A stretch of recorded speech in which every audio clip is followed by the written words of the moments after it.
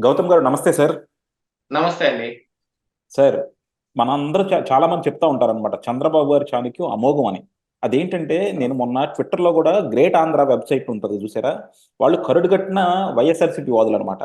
So అవును. అందులో పనిచేసే ఒక జర్నలిస్ట్ కూడా ఒక మంచి కొటేషన్ ఇచ్చాడు.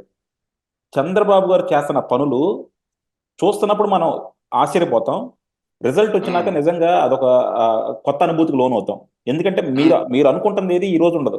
ఆయన ఆయన అవును. ఆయన ఊహ వేరు, ఆయన ఆలోచన వేరు, ఆయన విజన్ వేరు. అది డెవలప్మెంట్ లో అయినా పాలిటిక్స్ లో అయినా సరే. సో ఇప్పుడు అవును. మనందరం అంత కించపరుస్తున్నాం, కానీ తర్వాత ఎండ్ రిజల్ట్ చూస్తే మాత్రం కంపల్సరీ ఆయన్ని అభినందిస్తాం అన్నట్టు చెప్పాడు అనమాట. హ్మ్. ఒక్కోసారి అంటే కొన్ని కొన్ని చూస్తుంటే నిజమేమో అనిపిస్తుంది సార్. ఇప్పుడు రాజుగారి సీటు నరసాపురం బీజేపీ వాళ్ళు కావాలని పట్టుబట్టారో తీసుకున్నారు. అట్ ద సేమ్ హ్మ్. టైం ఏంటంటే చంద్రబాబు గారికి బీజేపీకి ఎప్పుడు కూడా 4 ఎంపీ సీట్లు మించి ఇద్దామని లేదు. కానీ అవును. వాళ్ళు పట్టుబట్టారు కాబట్టి 5 ఇచ్చారు. ఇంకా పట్టుబడితే 6 తీసుకున్నారు. ఎక్కడి నుంచి తీసుకున్నారు? జనసేన నుంచి తీసుకున్నారు. సో అవును. తెలుగుదేశానికి పోయింది ఏం లేదు. తెలుగుదేశానికి పోయింది ఒక్క ఎంపీ సీటు, ఒక విధంగా చూసుకుంటే. ఒకటని కాదు. యాక్చువల్‌గా చంద్రబాబు గారు ఈ 8 ఎంపీ సీట్లు మరి మిత్రపక్షాలకి ఇద్దామనే ఉద్దేశం ఆయనకు ఉండబట్టి 8 దాకా కన్ఫైన్ చేసి 30 అసెంబ్లీ సీట్లని ఒకటి ఎక్స్‌ట్రా పైన పర్వాలేదులే అని 31 ఇచ్చారు. ఓకే. అంటే నేను అనుకుంది ఏంటంటే బేసిక్ గా వాళ్ళకి 5, 3 అదే 4, 3, 7 అనుకున్నారు. ఎందుకంటే అంతకుముందు కూడా వాళ్ళకి ఇచ్చింది 3 కదా, బీజేపీ వాళ్ళకి. ఆ, మూడే గాని ఇప్పుడు ఉన్న పరిస్థితుల ప్రకారంగా ఎప్పటికప్పుడు ఎక్స్‌పెక్టేషన్స్ ఇంప్లిమెంటేషన్స్ మారిపోతుంటాయి గదండీ! అదే ఓటు పర్సంటేజ్ తగ్గినా ప్రభుత్వం ఉన్నారు కాబట్టి వాళ్ళ డిమాండ్ పెరిగిందంటారు. అవును. యా. కాకపోతే ఇక్కడ మనకి నరసాపురంలో రాజుగారికి సీట్ ఇవ్వలేదు సార్. సీట్ ఇవ్వకుండా అవును. ఇప్పుడు స్లోగా ఏం చేస్తున్నారంటే రాజుగారు ఇండిపెండెంట్ గా పోటీ చేస్తున్నారు. కానీ ఇందులో మనకి రెండు విషయాలు బయటకు వస్తున్నాయి. ఒకటి, రాజుగారు ఇండిపెండెంట్ గా పోటీ చేస్తే కంపల్సరీ తెలుగుదేశం వాళ్ళు కావచ్చు, జనసేన కావచ్చు, బీజేపీ వాళ్ళు కావచ్చు, అందరూ కూడా రాజుగారికే వేస్తారు. అండ్ న్యూట్రల్స్ కూడా. సో డెఫినెట్ గా ఆ సీటు రాజుగారిదే అవుతుంది. అది హ్మ్. వైఎస్ఆర్సీపీ రావదు. కంపల్సరీ అక్కడ ఏంటంటే బీజేపీ పోటీ చేసినా, ఇండిపెండెంట్ గా పోటీ చేసినా సీటు మాత్రం వైఎస్ఆర్సీపీకి తగ్గదు. అది రాజుగారికి వస్తుంది. అలాగే దీనివల్ల బీజేపీకిను జగన్మోహన్ రెడ్డికి ఉన్న నెక్సెస్ ని బాగా ఎక్స్పోజ్ చేశారు. చివరికి అవును. ఏమైపోయిందంటే బీజేపీ సెల్ఫ్ డిఫెన్స్ లో పడాల్సిన పరిస్థితి తీసుకొచ్చారు అనమాట. రేపొద్దున బీజేపీ ఏదో ఒకటి చేసి, లేదు మేము జగన్కి వ్యతిరేకంగా ఉన్నాం నిరూపించుకోవాల్సిన పరిస్థితి తీసుకొచ్చారు. నిజంగా ఇది హ్మ్. మాత్రం చాలా పెద్ద విజయమేమో నాకు అనిపిస్తుంది. మీరేమంటారు సార్? నిజమేనండి. మీరు చెప్పిన దాంట్లో 100కి 100% నిజం కనపడతా ఉంది. చంద్రబాబు గారు అసలు బీజేపీతో పొత్తు పెట్టుకోవటం ఉన్న వెనక ఉద్దేశ్యం బాగా ఎక్స్‌పోజ్ అయింది. జగన్మోహన్ రెడ్డికి, బీజేపీకి ఉన్న బంధం బాగా ఎక్స్‌పోజ్ అయింది. వీటన్నిటితో పాటుగా రఘురామకృష్ణంరాజు అంటే ఏమిటి అనేది కూడా ఎక్స్‌పోజ్ అయింది. మనం గత ఈ బీజేపీ శ్రీనివాస వర్మకి సీటు కేటాయించిన దగ్గర నుంచి ఈ రాజుగారు పడుతున్న ఇబ్బందులతోటి నరసాపురం నుంచి గ్రౌండ్ లెవెల్ నుంచి వస్తున్న రిపోర్ట్ ప్రకారంగా చూసుకుంటే ఇక్కడ రఘురామకృష్ణంరాజు తప్ప వేరెవరు యాక్సెప్టబుల్ కాదు అనే ఒక రిపోర్ట్ మనం బయటకొస్తా ఉంది. దీనంతటికి కారణం ఏంటి అనంటే మళ్ళీ బీజేపీ, జగన్మోహన్ రెడ్డి యొక్క బంధం అనేది కూడా కనపడతా ఉంది. జగన్మోహన్ రెడ్డి తనకు కావాల్సింది మాత్రం బీజేపీని అడిగి చేపించుకుంటున్నాడు. యాక్చువల్‌గా చెప్పాలి అనంటే రఘురామకృష్ణంరాజుకి ఇక్కడే గాదు ఎక్కడా సీట్ లేకుండా చెయ్యాలి. ఎక్కడ ఏ పార్టీ నుంచి ఆయనకి టికెట్ లేకుండా చెయ్యాలి అనేది జగన్మోహన్ రెడ్డి యొక్క మెయిన్ మోటో. ఆయన బీజేపీలోకి ఎళ్ళకూడదనో, ఇంకోటనో గాదు. అసలు ఎక్కడ ఆయనకి నరసాపురంలో ఎవరి దగ్గర నుంచి టికెట్ లేకుండా చేయాలనేది ఉద్దేశం.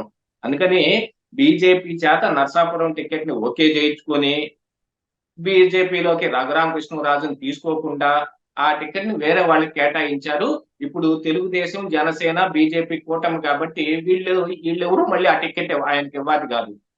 తెలుగుదేశం పార్టీలో చేర్చుకొనో, ఇంకోటనో లేదు రిటర్న్ అడిగి మళ్ళీ ఆ సీట్‌ని రాజుగారికి కేటాయించాలి అనంటే, ఇక బీజేపీ గొంతెమ్మ కోర్కెలు ఏం కోరిద్దో మనం చెప్పలేం. హ్మ్. అలాంటి పరిస్థితులన్నీ తీసుకొచ్చి పెట్టాడు. అంతే తప్ప జగన్మోహన్ రెడ్డికి ప్రత్యేకంగా ఎవరి మీద ప్రేముండదు. కసి మాత్రం ప్రత్యేకంగా ఉంటది. ఎవరి మీదైనా సరే. మీరు చూసారంటే సోము వీర్రాజుకి గాని, జీవీఎల్‌కి గాని, విష్ణువర్ధన్ రెడ్డికి గాని వీళ్ళందరూ జగన్మోహన్ రెడ్డి అంటే కోసేసుకున్నారు. ఎయి పడితే అయి కోసేసుకున్నారు. మరి వాళ్ళకి టికెట్లు రాలేదంటే జగన్మోహన్ రెడ్డి దాని మీద ఏమి ఫైట్ చేయలేదు. బీజేపీని ఏమి అడిగినట్టు కూడా ఏం కనిపించలేదు కదా! వాళ్ళకిస్తే ఇచ్చారు, ఇవ్వకపోతే ఇవ్వకపోయారని. వాళ్ళకి టికెట్లు రావటం, పోవటం, రాకుండా ఉండటం వెనకున్నది చంద్రబాబు నాయుడు. వాళ్ళకి ఇచ్చేటట్టయితే ఈయన ఆ, ఈ టికెట్లు విషయంలో ఆయన చాలా గందరగోళం చేసేసి ఉండేవాడు. ఆల్మోస్ట్ వాళ్ళు 2 ఎంపీ సీట్లను 5, 6 అసెంబ్లీ సీట్లు ఇస్తాడు వాళ్ళకి గనుక టికెట్లు ఇచ్చుకునేటట్టయితే. ఆ ముగ్గురికి అసెంబ్లీ, మరో ఇద్దరికి ఒక 5 ఎంపీ అసెంబ్లీ సీట్లు, 2 ఏమో అది కూడా ఏంటి, ఒకటి పురంధరేశ్వరి కోసం, ఇంకొకటి సీఎం రమేష్ కోసం తీసుకొని మెదలకుండా ఊరుకుండేవి. ఆ పరిస్థితి అయిపోయేది. అలాంటి వాటన్నిటిని తెచ్చిపెట్టడం మూలాన ఒక వింత టీడీపీ కూడా, చంద్రబాబు నాయుడు కూడా బీజేపీని నిలువరించగలిగాడు. వాళ్ళ వాళ్ళ విషయాలు మొత్తాన్ని తీసుకొచ్చి వీళ్ళ మీద పెట్టకుండా. కాకపోతే జగన్మోహన్ రెడ్డి ఏంటి, ఆయనకున్న కసి ప్రకారంగా కేవలం నరసాపురం టికెట్ రఘురామకృష్ణరాజుకి లేకుండా చేయాలి అని. ఇప్పుడు ఆయన ఇండిపెండెంట్ గా ఏసి గెలిచాడు అనుకోండి, మళ్ళీ బీజేపీ పార్టీ ఆహ్వానిస్తుందా, తెలుగుదేశం పార్టీ ఆహ్వానిస్తుందా, అప్పుడు అవన్నీ కూడా తర్వాత ఈక్వేషన్స్ ప్రకారంగా మారిపోతాయి. కాకపోతే ఇక్కడ చంద్రబాబు నాయుడు నిజంగానే చాణక్యమే చూపించాడు అనేది మాత్రం కన్ఫామ్. బీజేపీతో పొత్తు పెట్టుకున్నాడని క్యాడర్ అంతా కోపంలో ఉండొచ్చు, లేకపోతే పెట్టేసుకున్న తర్వాత యాక్సెప్ట్ చేసి ఉండొచ్చు. కూటమి కూటమి అని అందరూ మాట్లాడుతూనే ఉన్నారు. అసలు ఒకంత జనసేన నాయకులు ఒక డిబేట్ లో చూశాను. జనసేనలో ప్రముఖ నాయకుడే, పేరెందుకు అనవసరం కానీ, ఆయన కూడా రఘురామకృష్ణరాజుకి టికెట్ రాలేదేమిటి అని ఏబిఎన్ డిబేట్ లో అనుకుంటాను మాట్లాడుతూ ఉంటే, ఆయన ఆయన ఏ పార్టీ అండి అని వైఎస్ఆర్ కాంగ్రెస్ పార్టీ మాటలు ఈయన మాట్లాడుతా ఉంటారు. ఏ పార్టీ అంటే మరి వెంటనే వెంకటకృష్ణ కూడా ఏమీ, అతను కూడా ఏం సామాన్యుడు ఏం కాదుగా. మీరు వీళ్ళు ఈ మాటలు మాట్లాడగానే అవునా అండి అని మెదలకుండా కూర్చోటానికి ఆయన కూడా అడిగాడు, మరి వరప్రసాద్ ఏ పార్టీ అండి, ఆయనకి ఎలా వచ్చింది టికెట్ అని.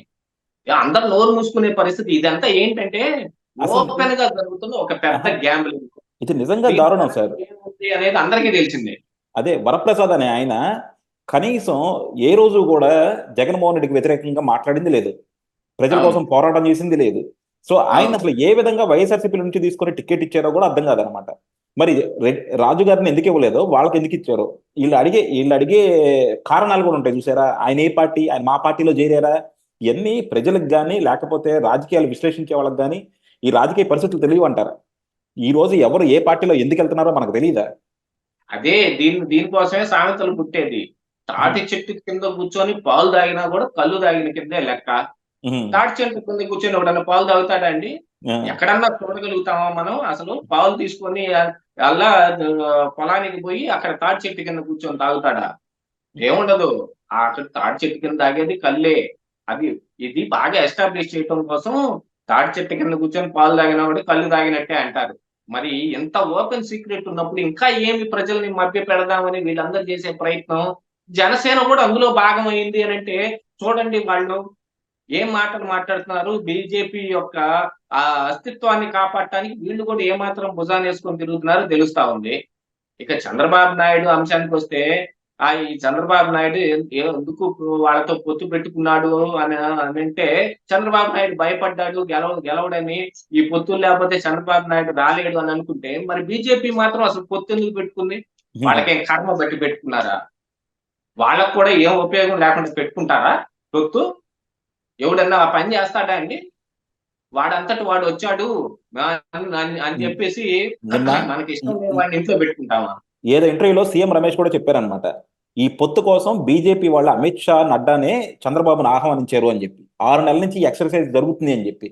సో క్లియర్గా ఏంటంటే వాళ్ళకి నార్త్ లో ఎలాగో గెలిచే అవకాశాలు పెద్దగా లేవు కాబట్టి, సౌత్ లో చంద్రబాబు లాంటాడు వాళ్ళ పక్కన ఉండకపోతే వాళ్ళు రేపొద్దున ఈ ఎలియన్స్ పార్ట్నర్స్ అన్నింటినీ కూడా కోఆర్డినేట్ చేయడం కూడా కష్టం అవుతుంది. కాబట్టి కంపల్సరీ చంద్రబాబు అవసరాన్ని చూసి పార్ట్నర్స్ లోనే కాదండి, బయట నుంచి తెచ్చుకోవాలి అని అనుకుంటే కొన్ని సీట్లను కనుక, ఇప్పుడు ఇండివిజువల్ గా ఉన్నారు, ఇండియా కూటమిలో ఉన్నా గానీ అయ్యేమో గొప్పగా రాసేసుకొని ఎన్నికలు అయిపోయిన తర్వాత వీళ్ళు ఎక్కడికి వెళ్లకుండా ఉండాలనే రూల్ ఏం లేదు కదా. అవును. అందుకని స్టాలిన్ ఒప్పించి తేవాలి అని అంటే చంద్రబాబు నాయుడు కావాలి. వేరే ఎవడు మాట్లాడతాడు చెప్పండి? బీజేపీ నుంచి మోడీ వెళ్ళి మాట్లాడి స్టాలిన్ తీసుకొని రాగలుగుతాడా? అమిత్ షా వెళ్ళి మాట్లాడి స్టాలిన్ తీసుకొస్తాడా? నడ్డా వెళ్ళి తీసుకొస్తాడా? రాజ్నాథ్ సింగ్ వెళ్ళి తీసుకొస్తాడా? మాట్లాడగలిగేవాడు చంద్రబాబు నాయుడు ఒక్కడే. నితీష్ కుమార్ కూడా వెళ్ళలేడు. నితీష్ కుమార్ చెప్పినా కూడా ఎవరు వినరు. మమతా బెనర్జీ మాట్లాడాలన్నా, అఖిలేష్ యాదవ్ తో మాట్లాడాలన్నా, లేదు స్టాలిన్ తో మాట్లాడాలన్నా, ఎవరితోటి ఈ ఈ అటు ఇటు ఏ కూటమికి కాకుండా ఉండే లోకల్ పార్టీస్ తోటి ఉన్న వాళ్ళు లాలూ ప్రసాద్ యాదవ్ తో మాట్లాడాలన్నా మాట్లాడగలిగిన మనిషి చంద్రబాబు నాయుడు ఒక్కటే. ఈ 40 సంవత్సరాల్లో ఆయన గెయిన్ చేసింది అదే. మరి 40 సంవత్సరాల ఎక్స్పీరియన్స్ అంటే ఊరకు కాదు అదేమి. వీళ్ళందరితో మాట్లాడగలగటం. పోనీ జగన్మోహన్ రెడ్డి మాట్లాడి ఒప్పించి తీసుకురమ్మనండి చూద్దాం. ఎవడు లేడు, బీజేపీలోనే లేరు. బీజేపీ వాళ్ళు అందరి కింద అగ్గిపుల్ల గీసి మంట పెట్టారు. ఇప్పుడు ఎవరు వాళ్ళని నమ్మి వాళ్ళ మాట నమ్మొస్తారు చెప్పండి. అందుకనే ఒక్కొక్క ఎనాలిసిస్ ప్రకారం ఒక్కొక్క అనలిస్టులు నాతో మాట్లాడేటప్పుడు చెప్పేదాని ప్రకారం ఏంటంటే, రేపు బీజేపీకి తగినన్ని సీట్లు రావు, రేపు మోడీ కూడా ప్రధానమంత్రి అవ్వలేడు అని. వీళ్ళందరినీ కలిసి తీసుకొని రావాలంటే అందరి టార్గెట్ ఎవరి మీద ఉంటుంది చెప్పండి? నరేంద్ర మోడీ మీదే ఉంటది. మోడీని ప్రధానమంత్రిగా తప్పించేసి వేరే ఎవరిని పెడతారు క్యాండిడేట్ అని మొట్టమొదటిగా అడిగే క్వశ్చన్ అది.